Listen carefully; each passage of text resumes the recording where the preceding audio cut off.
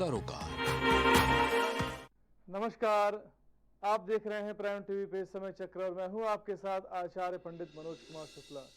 प्रतिदिन की तरह धर्म पे चर्चा होती है तो श्राद्ध प्रतिपक्ष चल रहा है, तो श्राद्ध पक्ष की तिथियां हम लोग आज जानेंगे धर्म में, और पितरों को कैसे प्रसन्न करते हैं यह भी जानेंगे, और श्राद्ध के प्रतीक और कौन कौन सी चीजें हैं जो हमें करनी चाहिए, वो सारी चीजें आज हम लोग इस विषय पे जानेंगे। और ऋषियों ने हमारे संपूर्ण जीवन चक्र को 16 संस्कारों में बांधा है, जहां गर्भाधान प्रथम संस्कार है, तो पृथ्वमेघ या अंत्येष्टि अंतिम, भाद्रपद शुक्ल पक्ष पूर्णिमा से अश्विन कृष्ण अमावस्या तक 16 दिनों को पितृपक्ष कहा जाता है।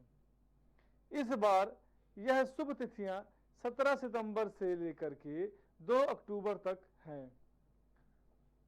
शास्त्रों में मनुष्यों पर उत्पन्न होते ही 3 ऋषि ऋण बताए गए हैं: देवऋण, ऋषि ऋण और पितृऋण। श्राद्ध के द्वारा पितृऋण से निवृत्ति प्राप्त होती है, इसीलिए पितृऋण के दौरान भक्ति पूर्वक तर्पण पितरों को जल देना या करना चाहिए।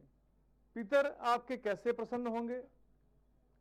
अश्विनी मास के कृष्ण पक्ष में उनकी मृत्यु तिथि को मृत्यु किसी भी मास या पक्ष में हुई हो तो जल, तिल, चावल, जौ और कुछ पिंड बना करके या केवल सांकल्पिक विधि से उनका श्राद्ध करना चाहिए, गौग्रास निकालना चाहिए और उसके निमित्त ब्राह्मणों को भोजन करा देने से पितृ प्रसन्न होते हैं और उनकी प्रसन्नता ही पितृऋण से मुक्त करा देती है। पितरों के प्रति श्रद्धा व्यक्त करने का अनुष्ठान है। क्या है? श्राद्ध।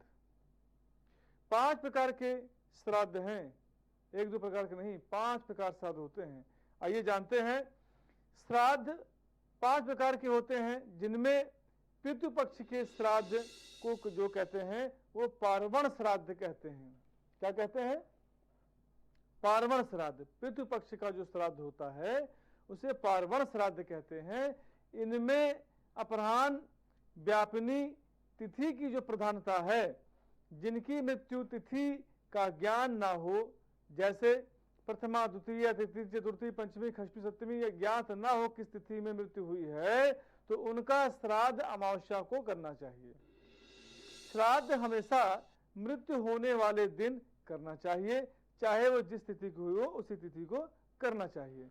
अग्नि में जलाकर, विष खाकर, दुर्घटना में या पानी में डूबकर, शस्त्र आदि से जिनकी मृत्यु हुई हो, उनका श्राद्ध चतुर्दशी को करना चाहिए।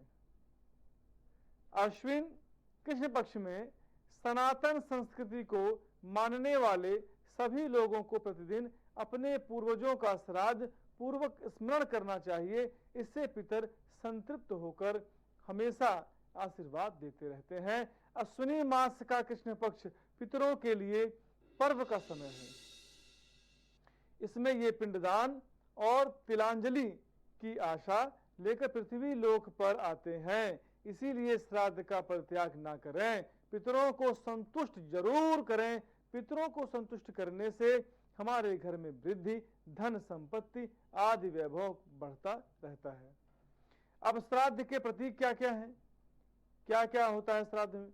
जैसे कुश, तिल, यवगाय, कौवा और कुत्ते को श्राद्ध के तत्व के प्रतीक के रूप में माना जाता है। कुशा के अग्रभाग में ब्रह्मा, मध्य में विष्णु और मूल भाग में भगवान शंकर का निवास माना गया है। कौवा यम का प्रतीक है, जो दिशाओं का फलित बताता है।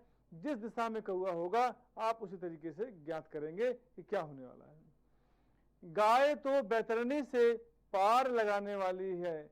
गाय को अगर आप गौदान करते हैं, गाय की सेवा करते हैं, तो ऐसा माना जाता है कि वो आपको बैतरणी से पार करती है। दैनिक जीवन में भी भोजन की पहली मटकी गाय को देते हैं। श्राद्ध का एक अंश कुत्ते को देने से यमराज प्रसन्न होते हैं। श्राद्ध में ब्राह्मण पूजा, अनुष्ठान, उद्यापन, कथा, विवाह आदि में चाहे ब्राह्मणों की परीक्षा न करें, लेकिन पितृ कार्य में अवश्य करें, क्योंकि समस्त लक्षणों से युक्त, हाथ का सच्चा व्याकरण का विद्वान, शील एवं सद्गुणों से युक्त 3 पीढ़ियों से विख्यात ब्राह्मणों के द्वारा संयत रहकर श्राद्ध संपन्न करें, तभी पूर्ण फल मिलेगा। श्राद्धकर्ता के लिए क्या वर्जित है, क्या क्या चीजें वर्जित हैं, आइए जानते हैं। श्राद्धकर्ता को पितृपक्ष में क्षौर कर्म यानी बाल नाखून नहीं कटवाने चाहिए, ब्रह्मचर्य का पालन या पान खाना, किसी भी प्रकार के नशीले पदार्थों का सेवन, तेल मालिश और प्रासन्न भोजी, ये 7 बातें श्राद्धकर्ता के लिए वर्जित हैं। श्राद्ध के अंत में क्षमा प्रार्थना करें और याद करें अपने पितरों को कि जो गलती हुई हो उसे आप क्षमा करें, मन में क्षमा याचना करें। तो ये कुछ पितरों से संबंधित बातें मैंने आपको बताई। आइए अब आगे चलते हैं दैनिक पंचांग की तरफ। 21/9/2024 श्री संवत 2081 साके 1946 तिथि चतुर्थी रात में 11:11 तक रहेगी। भरणी नक्षत्र बव तत्पश्चात बालवकरण, अश्विन मास कृष्ण पक्ष व्याघात योग शाम को 5:41 तक रहेगा। शनिवार का दिन चंद्रमा मेष राशि पे स्थिति रहेंगे। शरद ऋतु अभिजित मुहूर्त की अगर बात मैं करूं तो 11:49 AM से लेकर के 12:38 PM तक रहेगा। राहु काल की यदि बात करूं तो 9:11 AM से लेकर के 10:42 AM तक रहेगा। दिशा शूल की यदि बात करूं तो आज के दिन पूर्व दिशा में यात्रा करना वर्जित माना गया है, इसे हम दिशा शूल कहते हैं। आज पूरब की तरफ यात्रा ना करें। आइए अब आगे बढ़ते हैं मेष राशि की तरफ। तो मेष राशि का स्वामी मंगल होता है। आज आपके नए मित्र बन सकते हैं, आपके सभी रुके काम आसानी से बन जाएंगे। कार्य क्षेत्र में आपके विरोधी कमजोर पड़ेंगे। घर के लोग आपको काफी सम्मान देंगे। दोस्तों का साथ मिलने से प्रसन्न और संतुष्ट रहेंगे। पुराने मतभेदों को दूर करने के लिए दिन आज का बहुत अच्छा है। बात करता हूं उपाय की। 11 बार बजरंग बाण का पाठ करके यदि घर से बाहर निकलें तो आपका दिन शुभ होगा। आइए चलते हैं अब वृष राशि की तरफ। तो वृष राशि का स्वामी शुक्र होता है। आज आपके लिए दिन बहुत अच्छा है। शुरुआत करने के लिए कुछ परेशानी युक्त हो सकता है। घर के सदस्यों की सेहत की चिंता रहेगी आपको। नौकरी में थोड़ी बहुत परेशानियां रहेंगी, लेकिन धीरे धीरे उन पर नियंत्रण प्राप्त कर लेंगे। बिजनेस पार्टनर्स के प्रति मन में अविश्वास जड़ें जमा सकती हैं। आपको वित्तीय लेन देन को लेकर के समाधान रहना चाहिए। यदि आप सावधान नहीं रहेंगे तो हो सकता है कि आपको मुंह की खानी पड़ जाए, तो इसलिए सावधान रहने की आवश्यकता है। बात करता हूं उपाय की। किसी गरीब व्यक्ति को धन का दान किया जाए तो आपका दिन शुभ होगा। आइए अब आगे बढ़ते हैं मिथुन राशि की तरफ। तो मिथुन राशि का स्वामी बुध होता है।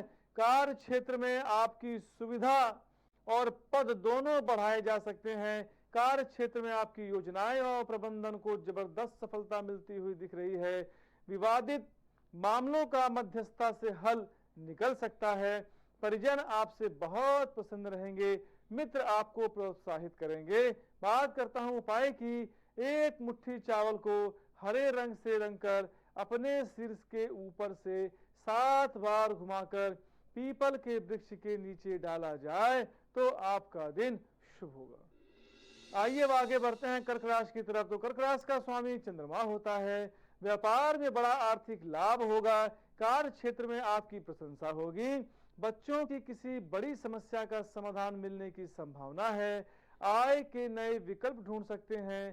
परिवार के लिए अलग से समय निकालेंगे, जिससे परिजन आपसे बहुत प्रसन्न रहेंगे। बात करता हूं उपाय की। ब्राह्मण को खीर खिलाकर यदि घर से बाहर निकलें तो आपका दिन शुभ होगा। आइए आगे बढ़ते हैं सिंह राशि की तरफ। तो सिंह राशि का स्वामी सूर्य होता है। आज इंटरव्यू आदि में सफलता मिलने के अच्छे योग हैं। धार्मिक यात्रा के लोग आपके योग बन रहे हैं। संतान की उत्पत्ति से मन में संतोष रहेगा। अपनी प्रतिभा को सिद्ध करने के अवसर मिलेंगे। बेकार की बातों पर ध्यान कतई न दें। बात करता हूं उपाय की, जल में रोली डालकर सूर्य भगवान को जल अर्पण करें तो आपका दिन शुभ होगा। आइए आगे बढ़ते हैं कन्या राशि की तरफ। तो कन्या राशि का स्वामी बुध होता है। आज आपका मन दूसरे कार्यों में बटा रहेगा। अपने लक्ष्य के प्रति एकाग्र बने रहें। लोग आपको धोखा देकर अपने स्वार्थ के काम निकलवाने का प्रयास करेंगे। बच्चों की जिद्दी रवैये के कारण आप परेशान हो सकते हैं। आपके निकट सहयोगी भी पीठ पीछे आपकी बुराई कर सकते हैं। शारीरिक और मानसिक थकावट हो सकती है। तो बात करता हूं उपाय की, घर से निकलते समय केसर का तिलक लगाकर यदि घर से बाहर निकलें तो आपका दिन शुभ होगा। आइए आगे बढ़ते हैं तुला राशि की तरफ। तुला राशि का स्वामी शुक्र होता है। अधिकारियों के साथ आपके संबंध मधुर बने रहेंगे, जिसका लाभ आपके करियर में अवश्य मिलेगा। कारोबार में उत्पन्न और गुणवत्ता में वृद्धि होगी। उच्च शिक्षा को लेकर के महत्वपूर्ण अवसर मिल सकते हैं। अपनी महत्वाकांक्षाओं को पूर्ण करने के लिए कड़ी मेहनत करेंगे। यात्रा काफी मंगलमय रहेगी। बात करता हूं उपाय की, सुगंधित इत्र या सेंट का उपयोग करें। पवित्र बने रहें। लक्ष्मी की उपासना करें तो आपका दिन शुभ होगा। आइए आगे बढ़ते हैं अब वृश्चिक राशि की तरफ। वृश्चिक राशि का स्वामी मंगल होता है। समाज में अपनी प्रसिद्धि आपकी प्रसिद्धि बढ़ेगी। नए जॉब में मिलने की अच्छी संभावना है। आज आप विवादों से दूर शांतिपूर्वक अपना काम करने की कोशिश करें। नया प्रोजेक्ट शुरू करना चाह रहे हैं तो दिन अनुकूल है। बुखार और जोड़ों में दर्द की शिकायत हो सकती है। प्रेम संबंधों में अपनत्व और आत्मीयता बढ़ेगी। तो बात करता हूं उपाय की, चमेली के तेल में सिंदूर मिलाकर हनुमान जी की मूर्ति में लेप करें और 2 लड्डू चढ़ाकर 11 बार बजरंग बाण का पाठ करके यदि घर से बाहर निकलें तो आपका दिन शुभ होगा। आइए आगे बढ़ते हैं अब धनु राशि की तरफ। तो धनु राशि का स्वामी गुरु होता है। कारोबार की सुस्ती दूर होगी। विद्वान लोगों से सलाह अवश्य लें, इससे आपको लाभ प्राप्त होगा। जीवन साथी के साथ मैत्री और आपसी सामंजस्य स्वभाव पड़ेगा। नकारात्मक लोगों से दूर रहें। पिछले दिनों से चला आ रहा तनाव कम होगा। रुका हुआ धन आज प्राप्त हो सकता है। बात करता हूं उपाय की, गाय को गुड़ चना हल्दी खिलाकर और गाय की सेवा करके यदि घर से बाहर निकलें तो आपका दिन शुभ होगा। आइए अब आगे बढ़ते हैं मकर राशि की तरफ। तो मकर राशि का स्वामी शनि होता है। अपनी रुचि के अनुसार काम करें तो उत्तम होगा। कारोबार में इच्छित लाभ न मिलने से थोड़े निराश हो सकते हैं। मौसमी बीमारियों को लेकर के सावधान रहें। संकाल स्वभाव के कारण दान पत्र संबंधों में अनुबंध हो सकती है। अपनी योजनाओं को जल्दबाजी में क्रियान्वित न करें। बात करता हूं उपाय की, जल में काला तिल डाल करके पीपल की जड़ में चढ़ाएं तो आपका दिन शुभ होगा। आइए अब आगे बढ़ते हैं कुंभ राशि की तरफ। तो कुंभ राशि का स्वामी शनि होता है। आज आपके ऊपर काम का दबाव कम होगा। प्रेमी जन के साथ रोमांटिक दिन का भरपूर आनंद उठाएंगे। बच्चों के कैरियर को लेकर के समस्या दूर होगी। आपके घर में रिश्तेदार आ सकते हैं। आज आप काफी व्यस्त रहेंगे लेकिन उसका परिणाम सार्थक रहेगा। तो बात करता हूं उपाय की, सुंदर कांड का पाठ करके यदि घर से बाहर निकलें तो आपका दिन शुभ होगा। आइए अब आगे बढ़ते हैं मीन राशि की तरफ। तो मीन राशि का स्वामी गुरु होता है। आपकी दिनचर्या अनुशासित रहेगी। युवा लड़के गलत संगत में फंस सकते हैं। जब भी घर से निकलते हैं तो परिजनों को सूचना अवश्य दें। कारोबारी को कर्ज लेना पड़ सकता है। एलर्जी और खांसी की समस्या होने की आशंका है। जीवन साथी को कुछ उपहार दे सकते हैं। बात करता हूं उपाय की, श्री विष्णु सहस्त्र नाम स्तोत्र का पाठ करके यदि घर से बाहर निकलें तो आपका दिन शुभ होगा। तो आज धर्म के विषय में जाना, धर्म में कुछ चर्चाएं पितृपक्ष के ऊपर हुई हैं, और आगे दैनिक पंचांग के विषय में जाना, दैनिक राशि के विषय में जाने। तो अब वाणी को विराम देने के पहले एक बार प्रभु का स्मरण हो जाए, फिर वाणी को विराम देता हूं। नारायण नारायण भजमन नारायण नारायण नारायण नारायण नारायण श्रीमन नारायण नारायण नारायण भजमन नारायण नारायण नारायण। आप सभी प्राण टीवी के दर्शकों को आचार्य पंडित मनोज कुमार शुक्ला का हार्दिक नमस्कार।